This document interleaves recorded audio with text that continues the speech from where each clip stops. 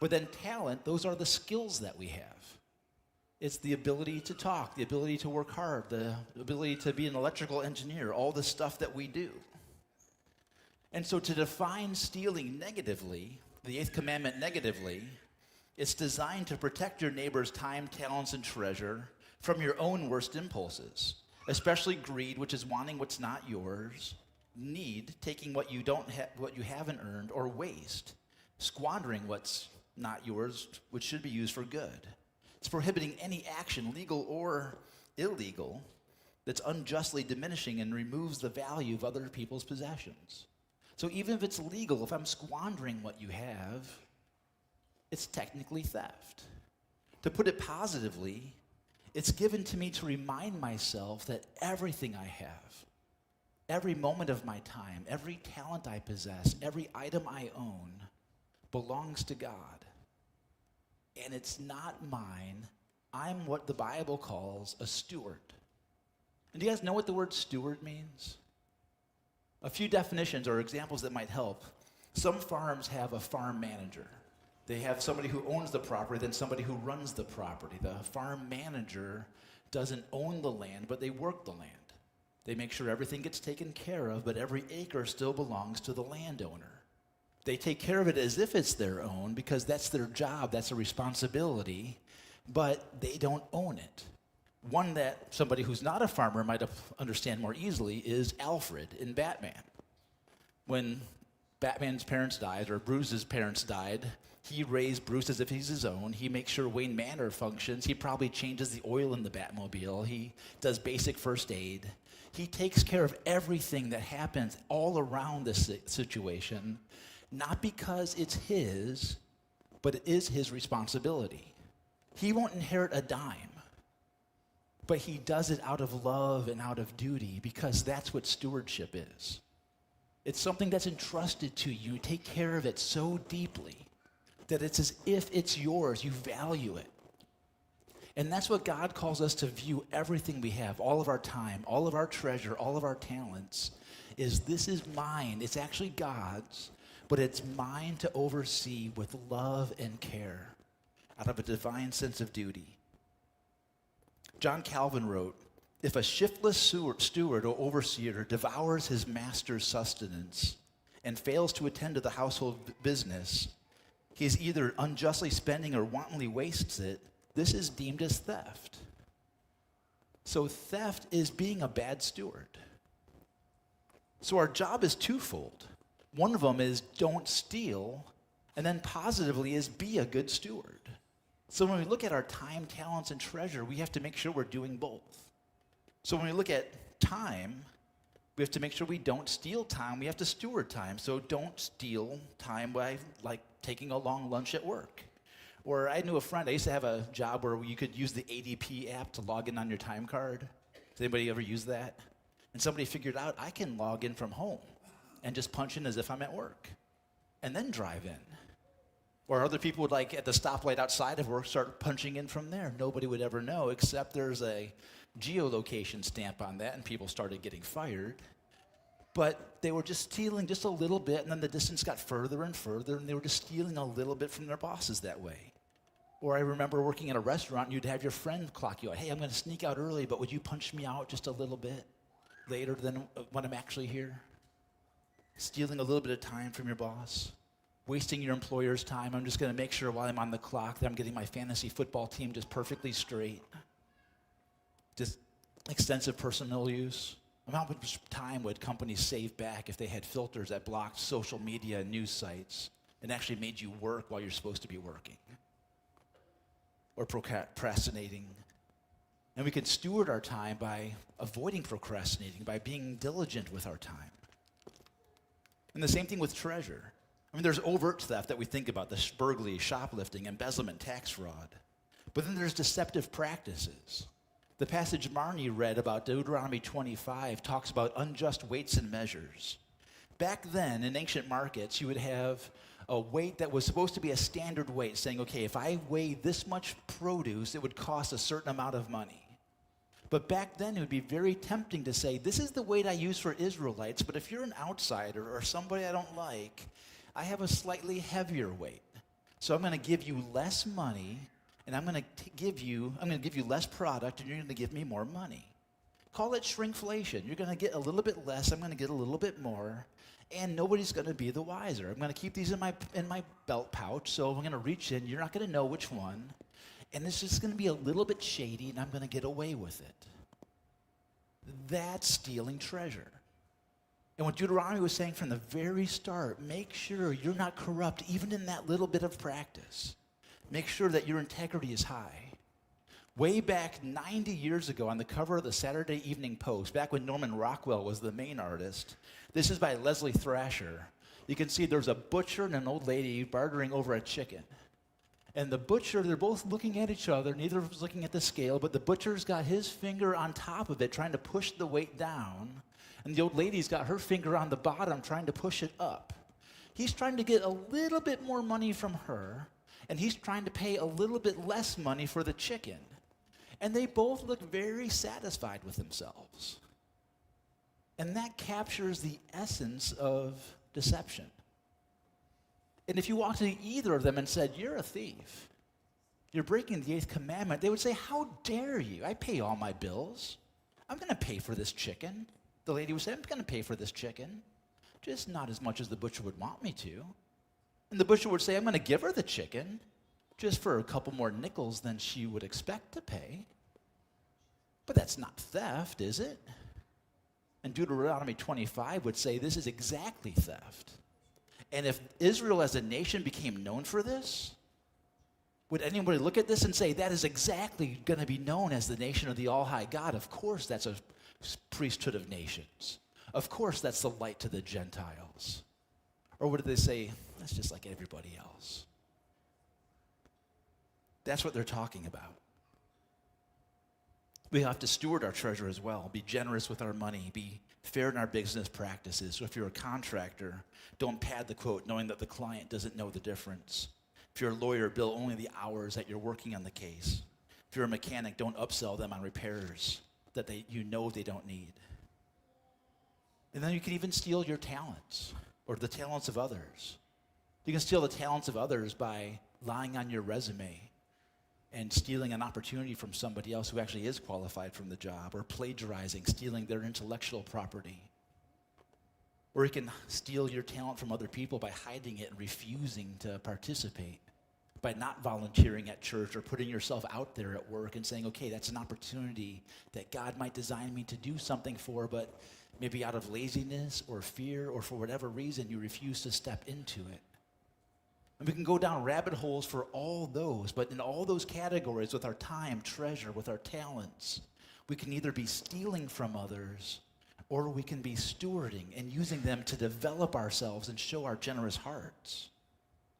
But the big question is, why would we do any of those? And if you're not a Christian, the reason is because you are so worried about life that you need money and raw materials to provide security and significance. Looking for security, looking for significance, you're floundering around, and money, your time, your talents, and your treasures are a way that you can bring into yourself a way to control life. For security, it's a way to control your fears. Money is the thing that actually does pay your bills. Money is the thing that puts clothes on your family, that covers medical bills, that takes care of you in your retirement. And it's easy to arrive at an internal equation that says money is security. If I have enough money in the bank, I'm bulletproof. I mean, just listen to Dave Ramsey. If you have all your funds set aside, then nothing can hurt you. It's mostly true, but not exactly true. Because there are big enough expenses and big enough crises that even a Dave Ramsey plan can't hold in front of them. And if the goal is security in your life, then you're going to begin to bend your heart around the idea that if I have enough, if I attain enough, through whatever means, then I can protect myself and those I love. And sometimes out of desperation, people will do things that they're not proud of to secure themselves.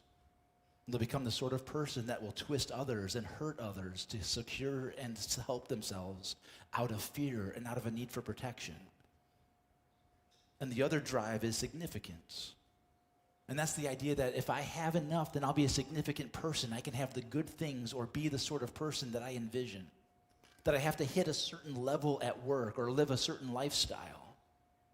And that money can provide that, or using money as an economic way of measuring. I can get to a lifestyle or get to a career level or get to a certain amount of perks, whatever it is, that if I act this way and look this way, then my money, the things I have, the way I use my time and my talents and might have enough treasure, then I'm the sort of person I always thought I could be. I finally have the job title. I finally have the house. I finally have the car. And that would finally make me significant. That's the internal equation that money makes me somebody. I'm finally significant. I'm finally beautiful. I finally have status. And we can go through life thinking that if I have the right things, then I'll be seen as beautiful. But the crux of the problem is if they don't have hope in God, then they can start clawing and start bribing. And all these things are good. We need security. I'm not trying to downplay that. Security is a good thing. It's a good thing to have money in the bank. And it's okay to want to feel significant and to want to have nice clothes and to want these things. Those are okay drives. But outside of God, we can start clawing and manipulating and driving for those things. And how many people have you seen blow their lives up or destroy the lives of others when those things have become the only thing that matter to them? Because I've seen many. I used to work for a company called WorldCom. It was a telecommunications company back when Enron and Arthur Andersen were having their big scandals. And my CEO was a Sunday school teacher from Jacksonville, Mississippi. And I remember the day when he was on CNN with his suit jacket over his handcuffs doing the perp walk. He was a guy that was in his office and he would watch people taking a smoke break and come down there and yell at them for wasting company time. And on the other side, he was embezzling and cooking the books. And the company was selling things that didn't actually exist. And the whole company just went under. And there's a whole culture of corruption underneath it all. But he was teaching Sunday school. Because for him, I believe it would have been significance. He was finally somebody. He had overcome his poverty, he had overcome his southern roots, and he was finally somebody of significance. He was a Fortune 100, not even Fortune 500, in the top 100 of the biggest companies, and he was somebody. But underneath it was nothing. And that's a story if people aren't Christians. But what about people who are Christians? Here's the thing. If you're not a Christian, the reason we steal is you don't actually trust God to give you security and significance. It's the exact same story. You just spend your Sunday morning in a different way. Because your faith isn't integrated. You have faith between 10 and 11, or with me preaching, between 10 and 11:45, depending on the Sunday. But Monday at 9 a.m., or Tuesday at 11:15 when you're writing your bills, or whenever you're actually doing business practices, your faith feels like an abstract concept, and all that matters right now is I need to get ahead. I've got a real bill to pay and a real economic challenge and a real client to close, and my faith is now an abstract function, and I just need to get through this because this is my job, and God is not in my job right now. And I've been there. I've felt those pressures. I've had quotas. I've had spreadsheets that need to be delivered. I've had PowerPoint presentations that need to be churned out. And sometimes those can feel like very unspiritual things. But if we start clawing our way through those, then our security and our significance are coming from somewhere else than God. And we can begin to twist our souls far, far away from what God would want us to be. And it can twist us. It can twist our whole mentality around from God. It's the exact same thing. There's a story about Richard Halverson, who ended up being the Senate chaplain, but back when he was the pastor of Fourth Presbyterian Church in Washington, D.C. And he had a car salesman come to him, ask him for lunch. And he said, "Pastor, I'm thinking about buying 1,000 copies of the New Testament so that anybody who walks into my dealership can get a copy of the Bible and I can tell them about having faith in Christ." And Halverson had to step back for a second because this man was known for being a corrupt car salesman. He overworked and underpaid his employees. He didn't treat his customers well, and he didn't sell them good cars at a fair price. And he knew this was going to be a tough conversation. In the back of his mind, he was kind of hoping that this is what the car dealer wanted to talk about. So Halverson took a deep breath and he said, well, that's a great idea. Handing out New Testaments would be a good witness. But can I tell you what a better witness would be? How about you stop ripping off your clients? How about you treat your customers better? Because when you defraud people, that's going to be a terrible example whether you give them a Bible or not. You just let that sit. And the pastor who told that story didn't say how the story ended if the guy left the church or repented. But you got to commend Halverson's faith. But isn't that the crux? It's not about handing out a Bible or a tract to people come into your business. It's about handing out just practices. It's about handing out love. It's actually the Isaiah thing about this is unloosening the chains of the oppressed, making sure your employees actually feel that you're a different sort of employer. And your coworkers actually know that you're somebody who can be trusted. That the people who see you use your money and your talents and your time know that you're somebody who's safe and something different's about you, even if they don't know about your faith. Rather than somebody who's going to claw and be greedy and take everything you can from them. That's going to be your faith. And then when they find out that you're a Christian, then all those dots are going to fall in their place and they're going to say, of course, that's why. That's what's different about you. And that gets us to the impact of our stealing. If we steal, it ruins our witness. When God set Israel apart in Exodus 19, he did not call them just to be any sort of nation. He didn't say, I'm going to set you free from slavery so that you can be a good nation. He wanted them to be so different. In Exodus 19, he said, I want you to follow my covenant. Out of all the nations, you'll be my treasured possession. Although the whole earth is mine, you will be for me a kingdom of priests, a holy nation. These are the words you are to speak to the Israelites. And then the land that God gave Israel was perfect for trading. If you've ever seen where Israel's located, it's right at an economic crossroad. So there's always the Phoenicians coming up and the Egyptians. They're always spying and selling. And so if they were doing the Deuteronomy thing and having unjust weights, they'd have been known as this corrupt nation at the middle of this crossroads. And that's why they had to be a light to the nations using fair practices. And they always didn't do well. And that's why Isaiah comes in. That's why I wanted to add the Isaiah thing, because as history went on, they began to have all these big feasts, all these big religious feasts, and their economic practices were dirty and oppressive. And Isaiah is writing to them just before the exile saying, look at what you're doing on your feasts. They'd have these big religious ceremonies, and the people would go without food, and they would put on dirty clothes, sackcloth. They would spend the day just bowing to God. And in the background, they had indentured servants and slaves working their tails off without any relief. They were extorting the poor. They were giving them loans with bad interest rates and just grinding them down and making themselves richer and richer at their expense. And God says, stop praying and start loosening their chains. That's the religion I would rather have. I would rather have a feast day where you canceled all their debts and not pray to me. That's what I would rather have. And then pray. Because if you're being wicked to the poor and you're paying me lip service, I know it's just lip service. God can see through all of our shams, and he can see what our hearts are like. Like the car dealer who treated people poorly, and Israel's faith didn't matter. It's easy to do nothing. But when you turn a blind eye, real people get hurt. A book came out just last week called Nobody's Girl. It tells a story about Virginia Louvre, who was a girl who was treated terribly by her dad, and then at 17 was picked up by someone who was famous for extorting young girls. And the entire time with politicians and royalty being extorted in big public spotlights, just getting the worst treatment. And it's not just stealing money. This is stealing somebody's innocence in her life and being used for money and pleasure. And the entire time, people are turning a blind eye and watching money be made. And in the Free Press, they write a review of this book.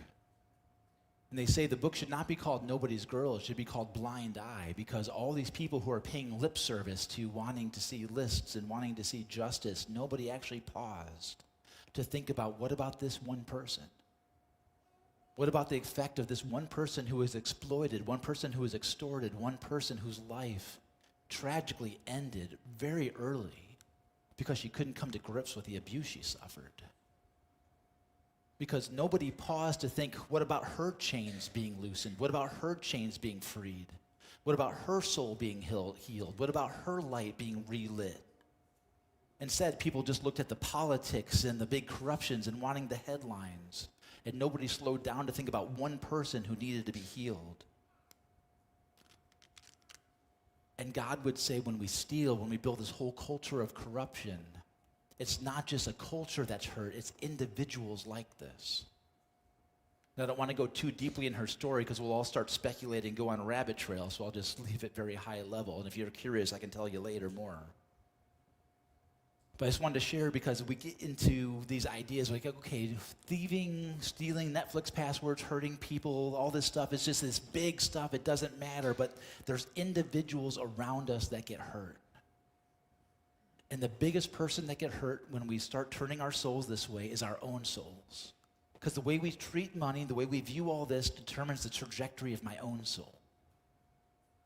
Because the way I look at money, the way I look at the world around me when it comes to money, and the way it comes to taking other people's money, it really determines whether my soul is becoming inward focused and more corrupt or outward focused. There's an author named Jerry Bridges who says there's really only 3 worldviews when it comes to money. The way the thief most people think about is what's yours is mine. What you have is what I'm going to have, so I'm going to, break into the Louvre and steal some crown jewels. I'm going to take my time card and cheat on it. I'm going to exploit. That's the blatant thief done by pure greed. The next one is what's mine is mine. And that sounds right and sounds reasonable and respectable, but it's the mindset of the self-made person who stays out of trouble and hoards his resources. But let's unpack that a little bit. Everything you have, is what's mine, is actually given to you by God. And so it's not mine. If what's mine is given to me by God and is given to me so that the poor can be fed, is what's given to me is to make sure that the chains of the oppressed is loosed. If it's given to me to make sure that the exploited aren't exploited anymore, then what's given to me isn't just given to me to be mine.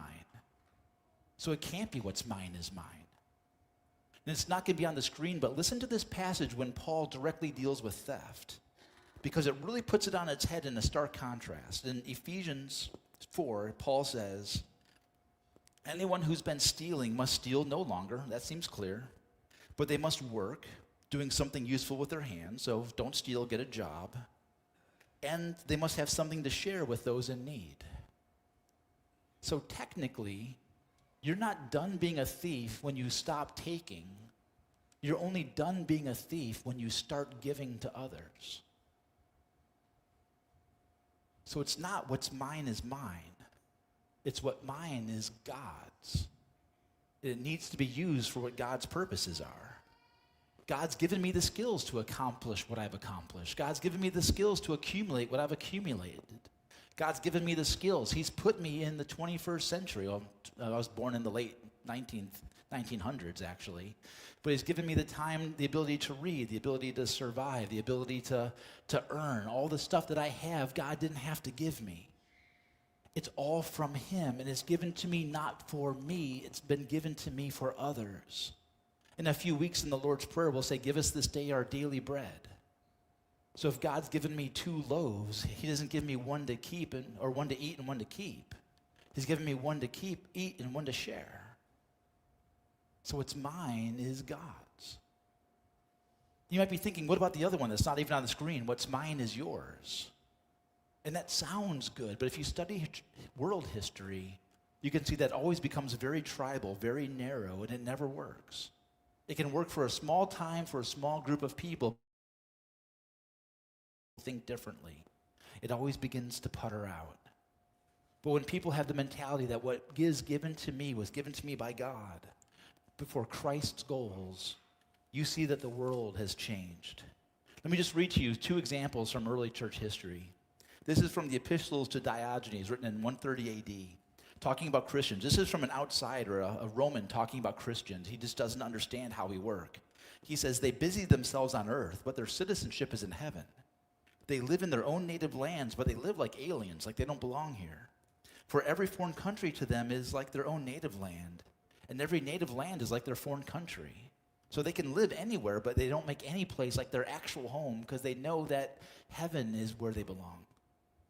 They are poor, but they make many rich. They're short of everything, yet have plenty of everything. They are mocked, but they bless in return. So we're not defined by our money. We're not defined by our geography. Our security, our significance doesn't come from those things. It comes from the fact that we belong to God. Then another one, the Apology of Aristoteles. They write, they love one another, and he who has given to him has not without boasting. And when they see a stranger, they take him into their homes and rejoice over him like he's a very brother. And if there's any among them who are poor and needy, they give. And if they have no spare food, they fast for 2 or 3 days in order to supply to any of the needy their lack of food. Such, O king, is their manner of life. And verily, this is a new people, and there is something divine in the midst of them. Did you catch that? Like somebody shows up here like, listen, I don't have any food. The rest of us would say, okay, we're not going to eat for 3 days. And all the food we would have eaten is what you're going to get. I mean, can you imagine that? That's what they actually did.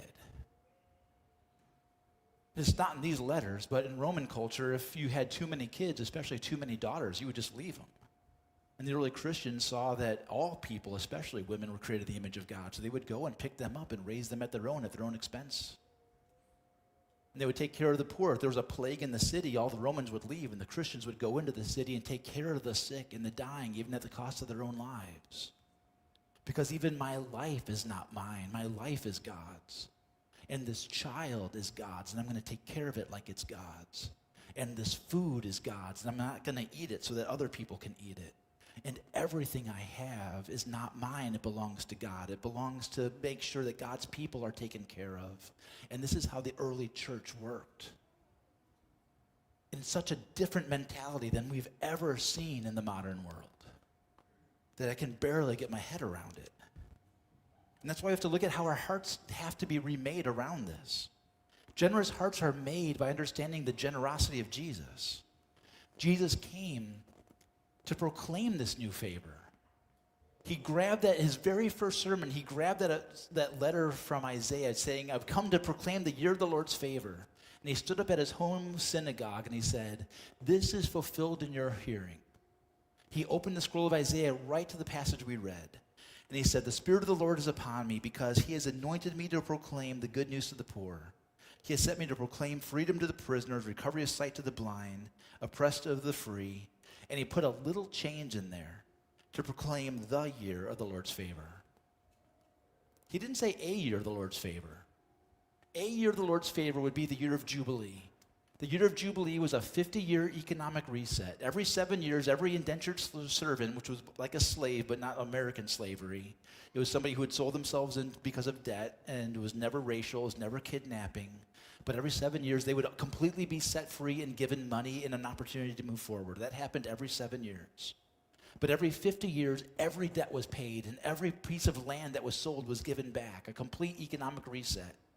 And that was supposed to happen every 50 years. Those were years of the Lord's favor. But Jesus said, I've come to bring the Lord, the final Jubilee, the year of the Lord. Not just an economic reset, but a spiritual reset, a complete return to Eden, a complete return to justice. By being generous to you, I will show you what generosity is. It says in 1 Corinthians, he who was rich became poor so that we could become rich. He who had everything became nothing so that we could have everything. And that's where generous hearts are made, not by saying, I have to be more generous. How dare I hold back, and beating ourselves up. I know so many Christians who agonize, like, do I have to tithe? How much do I have to give? Am I doing enough? And that's the wrong question. The right question is, how much has Jesus given to me? And start there. And the answer is everything. And then the next question is, then now what do I do? What's the right response? And the right response is, now that my security is in him, now that my significance is in him, What am I free to give? What can I just release to him? So as we close, let me just ask you some practical questions. First, in terms of confession, are there anything that you're holding back or on the stealing side?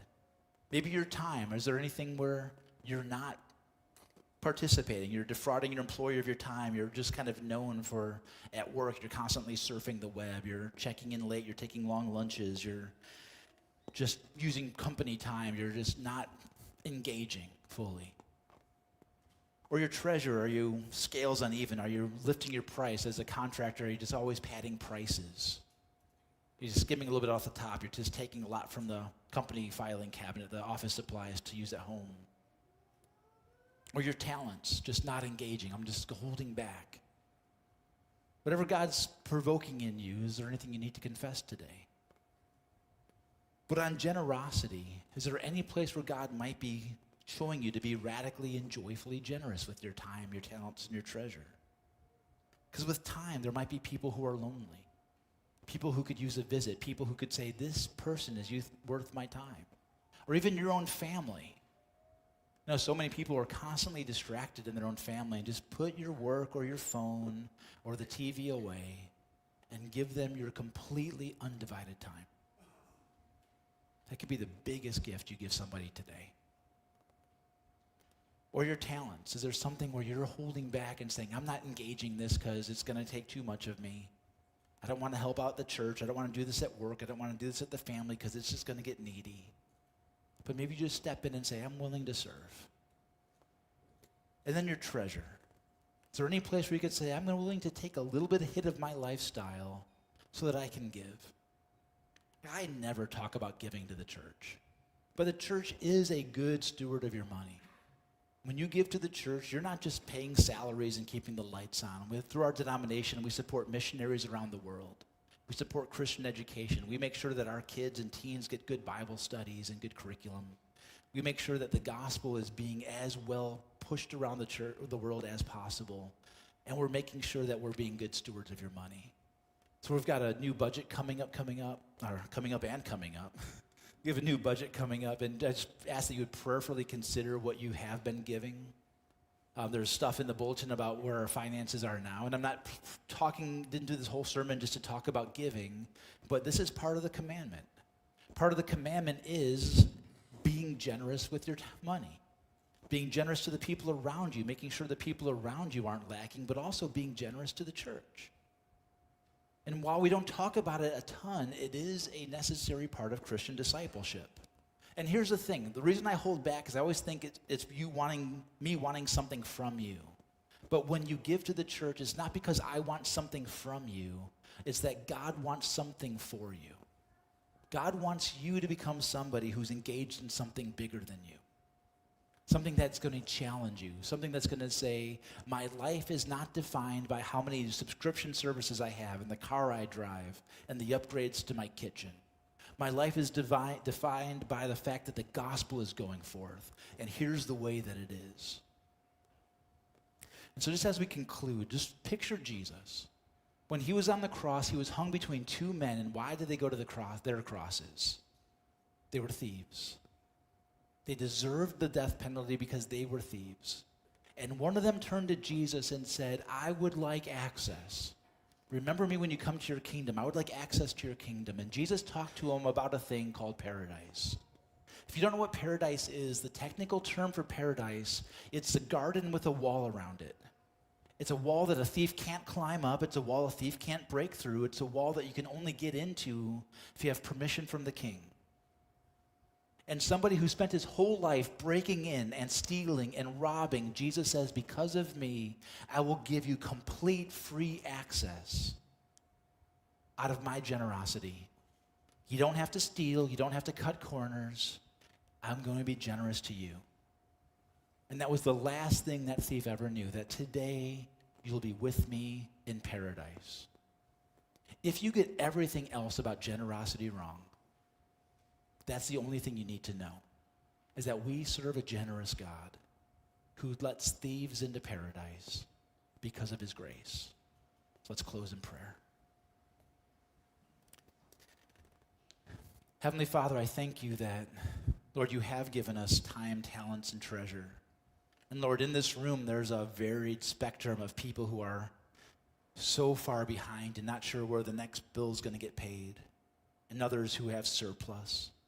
Lord, I pray that we can work together to make sure that needs are being met, that hearts that are so anxious about money can find relief, that you could give us generous and secure hearts. And so, Lord, if that takes honest conversations, Lord, help us to be wise and brave to do that.